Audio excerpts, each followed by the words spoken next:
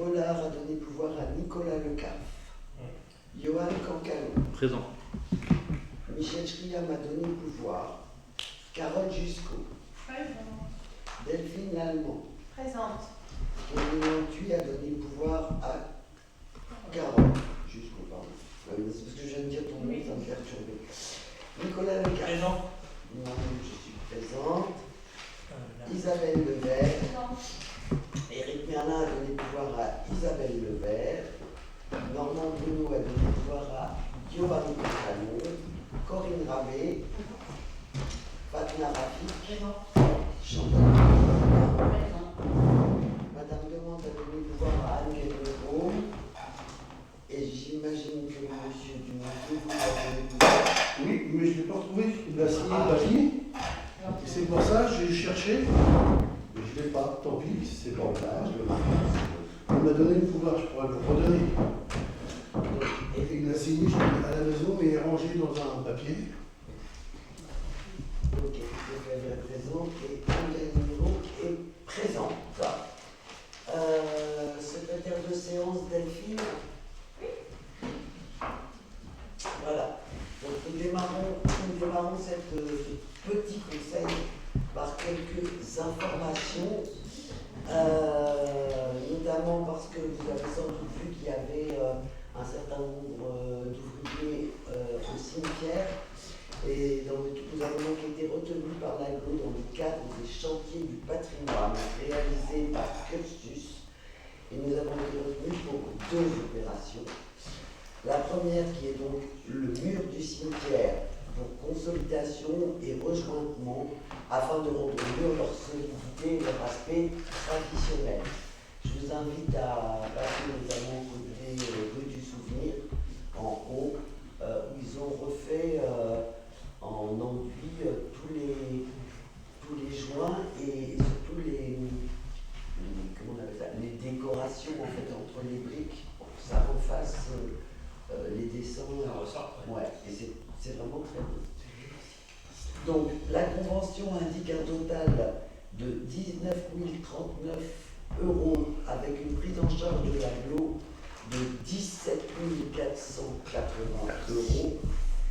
Pour rappel, les communes payent 20% des matériaux, l'AGLO paye 80% des matériaux et la main-d'œuvre. Donc vous voyez,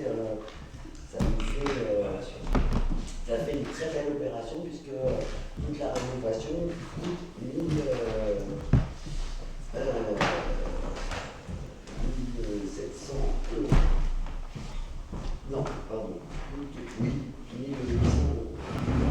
C'est ce que la commune va payer les Oui, finances. au final. Et l'équipe de l'équipe de Cursus va enchaîner avec le rejointement des façades avant et arrière de la mairie, pour lui rendre son hétérogénéité puisqu'un certain nombre de joints ont sauté et donc ça devient poreux, voilà, c'est ça, merci. Et aussi pour lui redonner le caractère des constructions en briques qui existent à l'équipe. Et ça comprendra aussi toute la peinture et la remise en état des rebords des fenêtres et des contours de fenêtres. Ces deux opérations coûtent pour l'avant 19 913 € en tout point et pour l'arrière 27 693 €, ce qui coûtera à la commune 1 600 € pour l'avant et 2 200 pour l'arrière. Nous instruirons donc un dossier auprès de l'AGLO pour 2027 pour le même travail sur les deux côtés. Voilà, on répartit l'effort sur 2 années. Et puis, parce que sinon, ça faisait trop d'argent de l'AGLO à une seule commune en une seule fois. Voilà. Petite information sur le mur de la Sente des Écoliers. Alors, donc, une partie de ce mur qui était fortement endommagée a déjà été remplacée par la propriétaire de la maison de derrière, là, en plaque de béton. Une autre partie s'est écroulée il y a 15 jours. On a donc fait appel à un professionnel, un maçon professionnel des murs anciens, qui s'est rendu sur place pour évaluer les dégâts. Nos services techniques ont déblayé un passage et sécurisé le passage pour les enfants, puisque c'est arrivé un mercredi, pour que dès le jeudi, les enfants puissent quand même prendre ce chemin. Le maçon est revenu avec le matériel nécessaire pour tout enlever, ce qui était tombé, et parce qu'il avait la pelle qui allait bien, les camions qui allaient bien, etc., en posant des grilles de chantier pour sécuriser la propriété de la dame qui habite nous derrière. Il reviendra pendant les vacances de février pour consolider le poteau de soutien, la partie qui reste au bout, et reconstruire le pan de mur manquant. Alors, il le remplacera par des plaques de béton comme dans l'ensemble des écoliers. Tout le long, quand on rentre dans la cendre, toute la partie gauche est déjà en plaque de béton, et non, peut-être pas la moitié, un gros tiers est déjà en plaque de béton.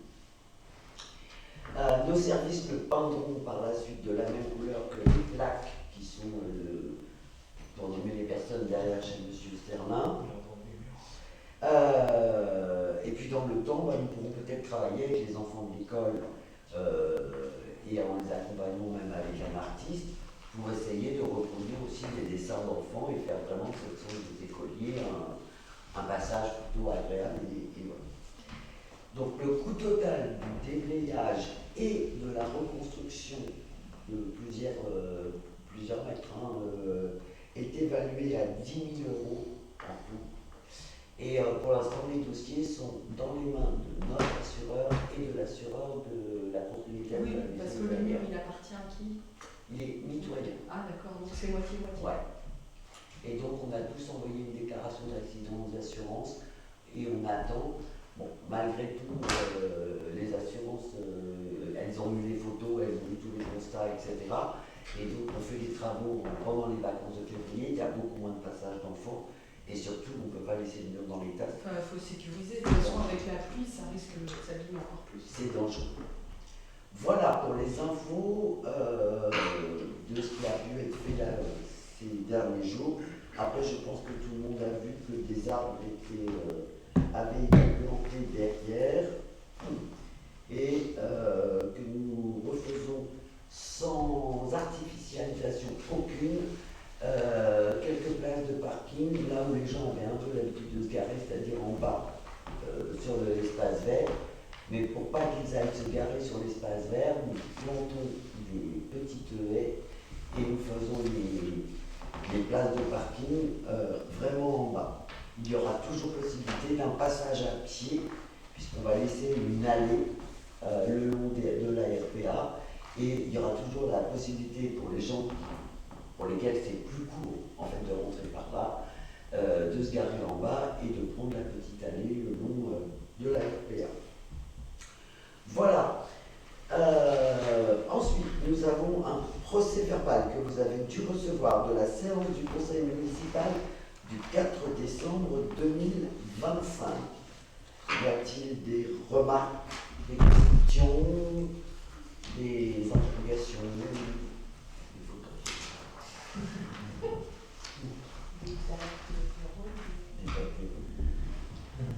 Non, il n'y avait pas grand-chose. Non, c'est des petits conseils. Donc, y a-t-il des votes contre, des abstentions? Je vous remercie. On le fait passer, comme d'habitude, on le signe, s'il vous plaît. Et on passe donc à la délibération suivante. Besoin. Alors, c'est une délibération qui devient assez traditionnelle parce qu'on le fait depuis 2023, nous faisons à peu près la même, puisqu'en effet, depuis cette date, nous travaillons au passage de l'éclairage public en LED sur l'ensemble de la commune. Donc, je rappelle le principe. Le siège se voit doté d'une subvention du Fonds vert, qui est une subvention d'État pour aider à la transition énergétique et écologique. Et le siège en fait profiter les communes. Ainsi, pour une enveloppe de 20 000 euros de travaux, la commune ne participe qu'à hauteur de 6 000 euros. C'est donc la 4e année que nous bénéficions de ce dispositif. C'est ainsi que la commune aujourd'hui est couverte à 95% en éclairage public, en LED. Vous comprendrez mon étonnement de voir dans un programme électoral de l'opposition cette proposition de passer l'éclairage en LED sur l'ensemble de la commune. Parce que j'ai le plaisir de vous annoncer que c'est fait. J'aurais cru que siégeant à chaque conseil municipal, vous seriez souvenu des délibérations que nous prenons. Nous avons fait aussi une petite étude financière sur l'éclairage public. Donc en 2020, la consommation était de 153 136 kWh. À l'époque, le kilowattheure coûtait 0,14 centimes. Et donc la commune, cette année-là, a dépensé 21 469 euros. À partir de 2023, au début du passage en LED, la consommation est descendue à 79 347 kWh. Malheureusement, le prix du kilowattheure est passé à ce moment-là à 0,27 centimes. Et donc nous avons réglé 21 362 euros. C'est-à-dire que le passage en LED nous a permis d'absorber en fait l'augmentation de l'électricité. Nous avons continué l'effort et donc en 2024, nous ne consommons plus que 71 198 kWh. Je ne peux pas vous donner 2025 puisque le siège nous envoie systématiquement à l'année N la consommation de la N-1. Mais le kilowattheure, entre-temps, est passé à 0,32 kWh. C'est-à-dire qu'il a continué à augmenter. Et donc, entre 2023 et 2024, malgré cette augmentation, nous avons économisé financièrement 10,3% d'économie. Donc pour moi, ces baisses de consommation sont l'effet conjugué du passage en LED qui s'est fait petit à petit sur l'ensemble de la commune, avec la fermeture de l'éclairage public entre 23h30 et 5h du matin. Je n'ose imaginer les dépenses si nous n'avions ni éteint ni couvert la commune en LED. Aujourd'hui, j'ai fait un petit calcul, nous réglerions sur la base de 2020 50 000 euros d'éclairage public. Alors, je ne sais pas qui dépensateur à travers, comme je l'entends dire, mais je pense que là, nous avons fait notre travail. Et donc, je vous propose la dernière phase du passage en LED, en acceptant la convention avec le siège, qui, n'ayant plus, ne nous propose pas 20 000 euros, parce qu'il ne reste pas 20 000 euros de travaux à faire, mais il nous propose une convention à 16 000 euros de travaux, pour une participation communale de 5 333 euros. Nous avons abouti sur ce dossier-là donc en 2026. Il ne restera en fait qu'un seul endroit pour lequel nous avons demandé au siège d'attendre, puisque au Clos de Léry, c'est-à-dire à côté de la Grange, il y a un projet d'aménagement, de déconstruction et de réaménagement. Il y a un problème de remettre une voirie en voirie normale et non pas en espèce de chemin complètement cabossé.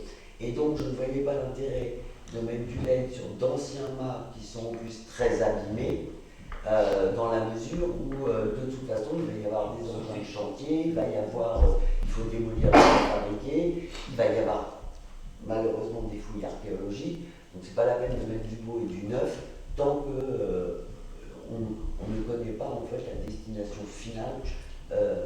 Voilà. Donc c'est le seul endroit qui restera sans LED. Voilà, je pense que j'ai tout dit de la délibération. Comme d'habitude, il y a une partie qui est inscrite en dépenses d'investissement et une partie en dépenses de fonctionnement sur cette somme de 5 333 33 €. Y a-t-il des votes contre, des abstentions? Je vous remercie. Autre délibération assez traditionnelle, qui est celle de la contribution annuelle pour le SDIS, le service départemental de secours et d'incendie. Donc tous les ans, nous payons, alors nous avons une très très forte augmentation il y a 2 ans. Il y a 2 ans. En 2024, on a eu une très forte augmentation. Le département a fait demander une très forte augmentation. Depuis, ça ne bouge plus et donc nous payons au SDIS, maintenant depuis 2 ans, 56 037 €. Chaque année, nous demandons un échelonnement du règlement et chaque année, il nous est accordé par le comptable public.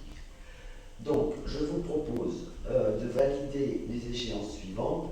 Février 2026, 18 679 €. Avril, 18 679 et juin, 18 679. Ça ne vous a jamais été refusé, ça permet simplement d'étaler la dépense sur les trésoreries et notamment sur les PC500 qui arrivent au fur et à mesure, ou des rentrées d'argent au fur et à mesure. Voilà, donc je vous demande d'approuver le règlement par échéance et les modalités des échéances. Y a-t-il des questions? Des abstentions? Des votes contre? Je vous remercie. Enfin, sur ce que nous vous proposons, alors on peut peut-être, je ne sais pas si j'ai... Là. Donc, nous sommes désormais propriétaires des 4 hectares qui se trouvent, le grand champ qui se trouve à l'entrée de la mairie. Terrain que nous avons racheté.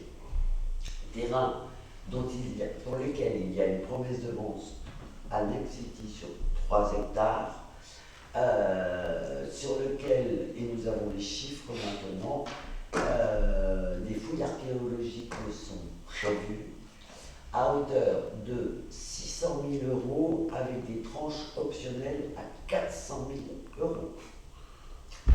Voilà, donc, quoi qu'il arrive, si la construction, si la fouille, je vous rappelle que nous avons pris une délibération pour dire que la commune ne portera jamais les fouilles, et Nexity s'est engagé à prendre en charge les fouilles. Voilà.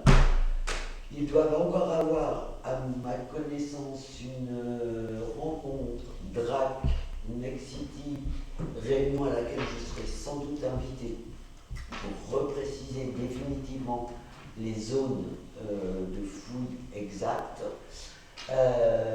et essayer quand même d'affiner le chiffre, parce que 600 000 avec des tranches optionnelles de 400, c'est un peu fou quand même. Hein. Et donc ils vont essayer d'affiner un tout petit peu. Voilà, donc ça c'est un projet qui avance doucement mais qui avance. Et puis de l'autre côté, le quart est, nord-est, donc le quart nord-est le long des maisons, nous l'avons conservé. Et donc la proposition, c'est que nous avons été démarchés par des gens qui souhaitent construire des maisons et des terrains. Ce que je vous propose, c'est la vente d'une première parcelle pour finir en fait de construire le front de rue de la rue de Verdun. Et donc dans le temps, pouvoir prévoir avec l'aglo des aménagements du type trottoir, etc., afin de sécuriser le passage des piétons. Actuellement, ça ressemble plutôt à du remblai, à un chantier, à des routes, je ne sais pas, enfin bref, ça ressemble à rien. Et donc il y a une première personne qui est intéressée pour une superficie de 709 mètres carrés, découpage qui a été fait donc par le géomètre, de façon à bien situer. Donc c'est le terrain. Si vous prenez l'arbre qui est le plus près de la rue de Verdun, le grand immeuble qui est le plus près de la rue de Verdun, c'est le terrain qui est juste devant le long de la rue. Voilà. L'objectif étant de se construire une maison à cet endroit-là. Sachant que par ailleurs, l'intérêt de travailler parcelle au-delà du front de rue, c'est que les privés qui construisent sur des terrains de ce type peuvent être soumis aux fouilles, mais c'est l'État qui prend en charge les fouilles. Puis là, c'est une petite parcelle. Oui, tout à fait. Voilà, donc nous avons fait une demande d'estimation des domaines. Voilà, je les vois là, mais c'est pas grave. Bref, la décision est en devant un peu plus cher que simplement l'évaluation du domaine. Et donc, nous détachons les 709 mètres carrés d'une parcelle qui initialement fait 1055 mètres carrés. L'aménagement de la suite viendra en temps et en heure. Qui est issue elle-même d'une parcelle dès 1595.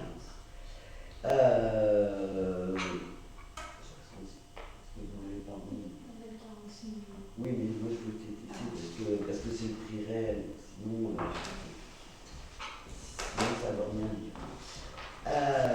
Voilà, et nous avons proposé à la personne, alors quand même, l'estimation de la parcelle était à 6 500 € du domaine,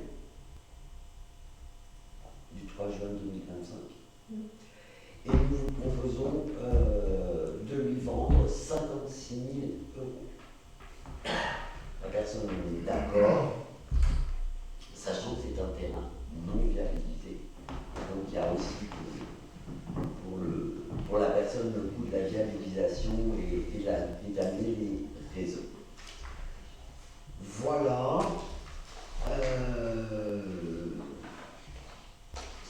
Ça fait globalement du 65 € du mètre carré, qui est actuellement sur les prix à peu près le prix moyen de la vente d'un terrain non viabilisé. Y a-t-il des questions? La surface, c'est bien 700 Oui, mètres carrés. 709. Ça ne change pas. Non, c'est 709 mètres carrés. Ouais. Voilà, y a-t-il des votes contre? 1, 2, 3. Des abstentions? Je vous remercie. Eh bien, voilà, nous avons terminé ce conseil municipal qui était très court, mais dont nous avions besoin pour un certain nombre de choses, notamment le siège minimum de la convention et le 10 minimum que nous avions payé.